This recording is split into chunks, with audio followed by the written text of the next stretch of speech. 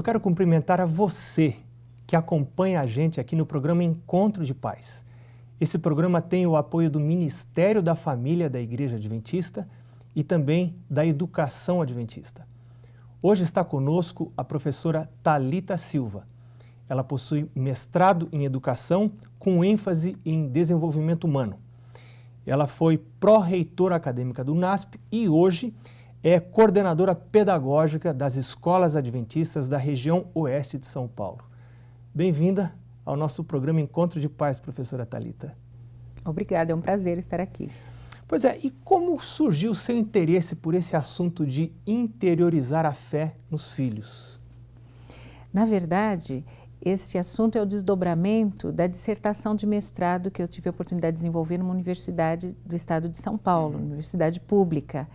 A questão era como deve ser o perfil dos professores de ensino religioso para todas as escolas, porque no Brasil é obrigatório o ensino religioso nas escolas públicas e privadas e facultativo aos alunos. E ao estudar eu me deparei com duas teorias que nós utilizamos sobre o julgamento moral e o desenvolvimento da fé. Então, essa teoria abarca todas as idades, desde o nascimento até a idade adulta. E assim eu me concentrei atualmente, pelo menos eu tenho me dedicado a estudar nas crianças como se dá o desenvolvimento da fé. Então, é o desdobramento de um estudo anterior feito para a dissertação de mestrado. Muito bom. Bom, antes da gente entrar no assunto de desenvolvimento da fé propriamente dito, o que é fé? Bom te definir os termos, né? Exatamente. Bem, dentro de uma visão mais ampla, todas as pessoas possuem fé. Nós vamos trabalhar na nossa conversa na fé religiosa.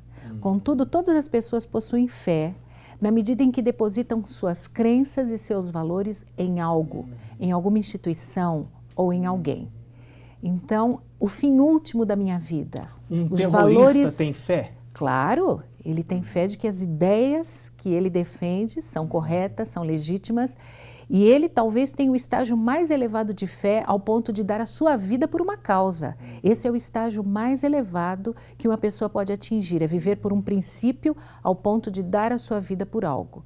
Então, essa teoria, como faz parte de uma visão desenvolvimentalista do ser humano, define que há estágios distintos e progressivos de fé. Assim, uma criança está no primeiro estágio e um adulto está, idealmente, no quinto estágio, no estágio mais elevado. Então, qualquer pessoa possui fé, mas nós vamos estabelecer aqui na nossa conversa como parâmetro a fé religiosa, estabelecida em cima de uma crença, no caso, cristã. Bom, no programa de hoje nós vamos começar a avaliar o período de 0 a 3 anos. Como desenvolver a fé nesse período, eu digo. Agora, quando é que começa esse desenvolvimento? É quando a criança nasce ou já na barriga da mamãe, no ventre da mãe, pode ser feita alguma coisa? Quando que começa esse desenvolvimento da fé? Bem, eu diria que dentro da visão de educação como um todo, hoje a própria neurociência tem trazido muitas informações novas a respeito da capacidade das crianças de aprenderem, do desenvolvimento do cérebro.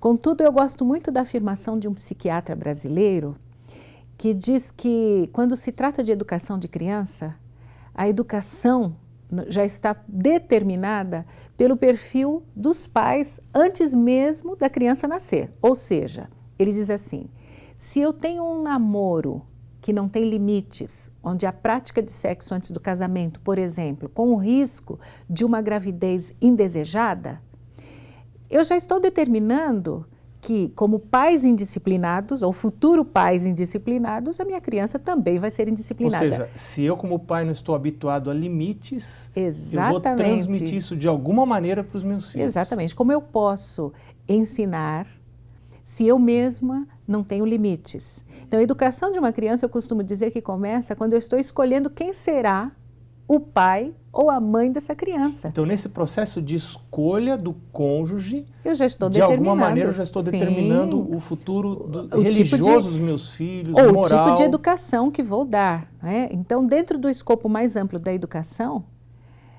a educação do meu filho começa na minha própria educação, no meu próprio perfil, na minha própria disciplina. E quando se trata de ensino moral e de fé, isso então se torna uma realidade muito mais intensa. Isso também quer dizer que se eu não tenho fé, eu dificilmente vou transmitir isso para os meus filhos. A fé religiosa, sim.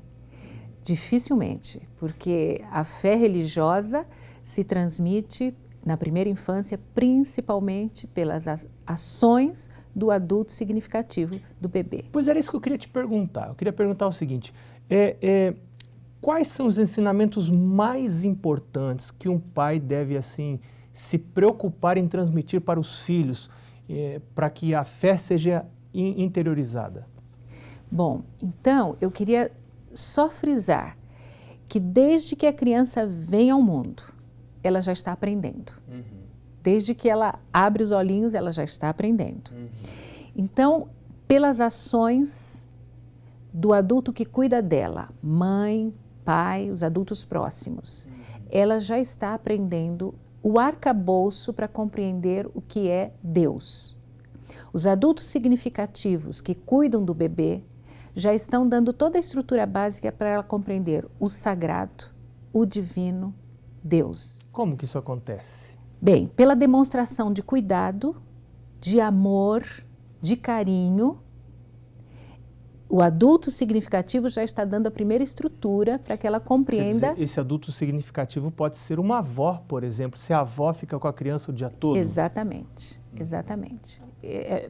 A gente prefere até que seja a mãe sempre, claro, né? Claro. Mas por contingência pode ser que seja uma avó, pode ser que seja uma tia, mas aquele adulto que tem a primeira interação, pelo amor que demonstra, está ensinando a criança a entender a Deus. A verdade é que ninguém vai cuidar, nem mesmo a avó. As avós foram feitas para serem avós, e não para serem mães. Exatamente. Ninguém vai cuidar tão bem quanto a mãe. Tão bem de uma criança quanto a mãe que a gerou. E a gente sabe que, pela Bíblia, existe uma responsabilidade que Deus coloca sobre os pais mesmo para a geração, não só a geração biológica, mas a geração de um caráter, né, diferenciado. Que mais, então, os pais devem fazer para transmitir esses conceitos de Deus? Então, os conceitos da divindade, do sagrado, de Deus, se manifestam pelo cuidado, pelo amor que os pais demonstram e também pelo estabelecimento de limites, pelo exercício da obediência. Essas duas frentes, né, de atuação dos pais, limites, obediência e amor, são as estruturas básicas para a criança se relacionar com Deus. Então, espera um pouquinho. Eu preciso ensinar para os meus filhos duas coisas. Amor, eu faço isso pelos meus atos de amor e de cuidado, né? E limites e obediência. Por que ensinar obediência é importante para a criança ter ideia de Deus?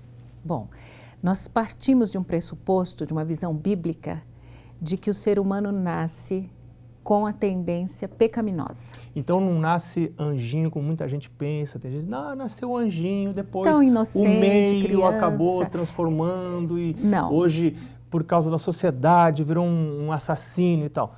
O que diz a Bíblia sobre isso?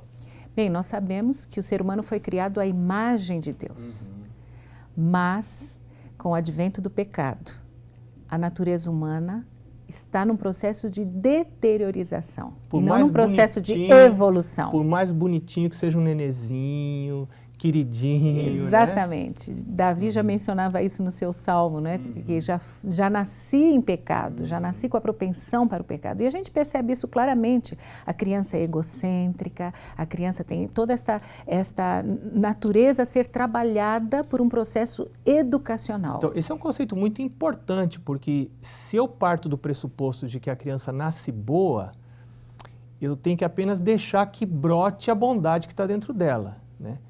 Agora, se o oposto é verdadeiro, como diz a Bíblia, que a criança nasce com a maldade, ou seja, com o pecado, com uma natureza, se eu deixar desabrochar o que está dentro dela, qual vai ser o futuro dessa criança, né? Infelizmente, há conceitos muito equivocados na área de educação, de psicologia do desenvolvimento, de que nós devemos, inclusive, dar ampla liberdade. Na visão cristã, nós temos que ter uma educação intencional, diretiva, Parece que o construtivismo está baseado nesse tipo de ideia? É mais ou menos algumas distorções da visão piagetiana. Na verdade, Piaget nem se preocupou tanto com isso, mas algumas derivações da visão piagetiana são equivocadas. Não a teoria de Piaget em si, mas alguns desdobramentos de alguns educadores que foram dando algumas interpretações equivocadas de que nós devemos dar liberdade de escolha. Na verdade, nós devemos sim dar liberdade de escolha, mas nós temos que orientar entre o bem e o mal, o certo e o errado, para que a criança seja capaz de escolher.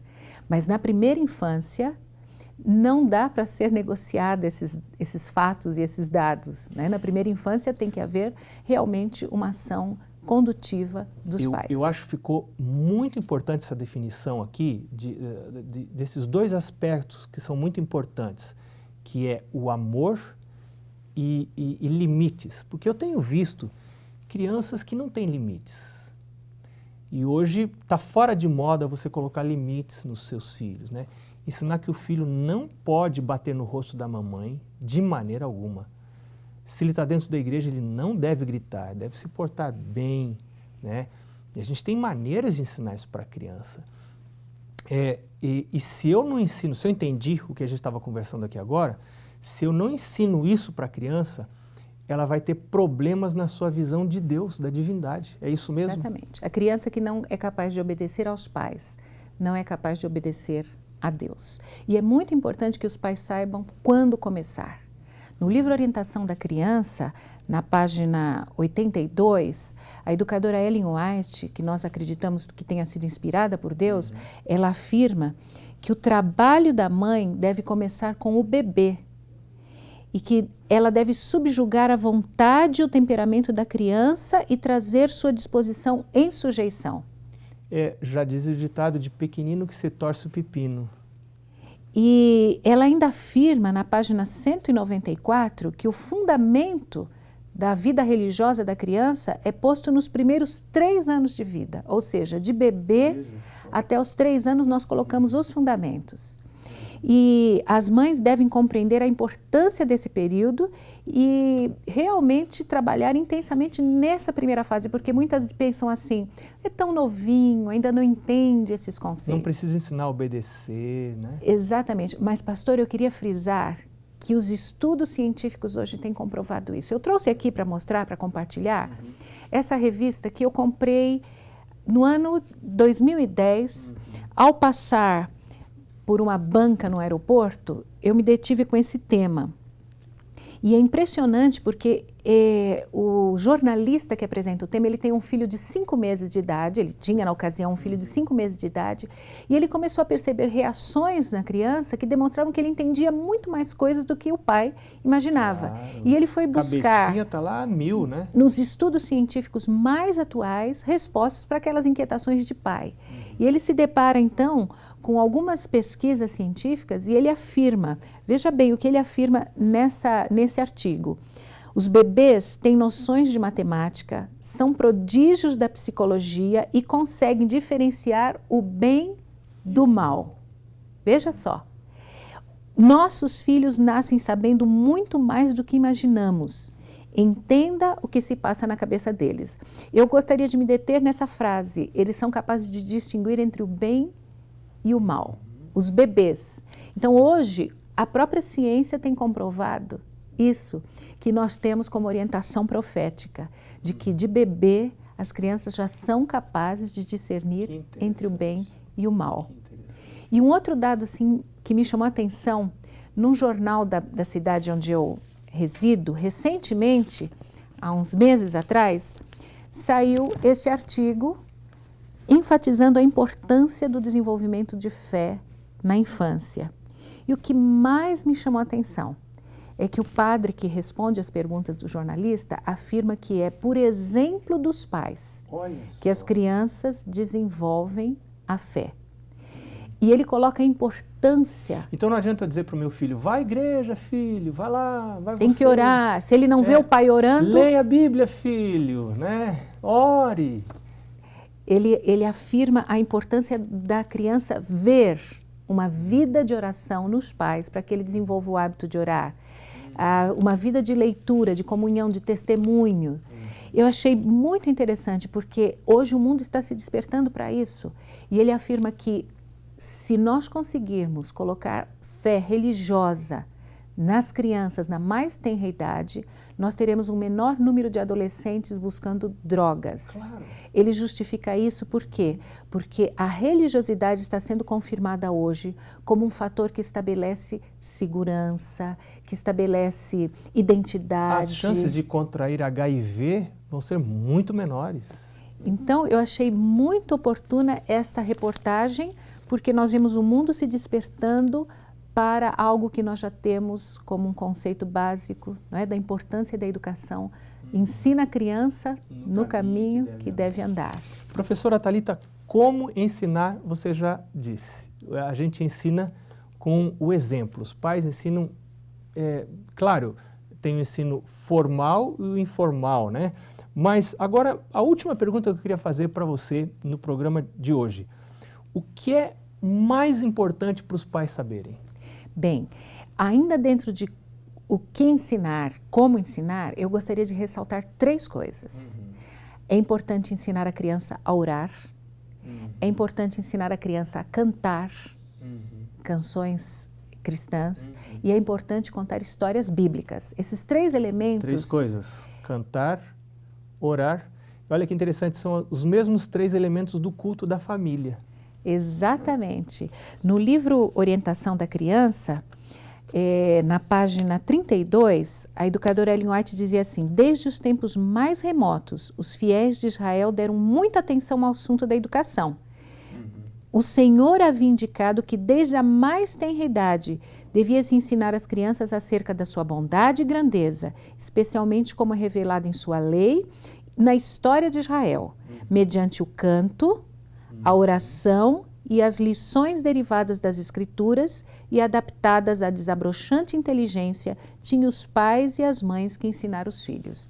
Então, Deus já definia, né, já orientava o seu povo a ensinar as verdades eternas através da prática das canções, da oração, das histórias bíblicas. Bom, e nós temos algumas ferramentas para ajudar os pais nisso aí. Nós temos o culto da família, que é em casa, pode cantar, orar e contar as histórias.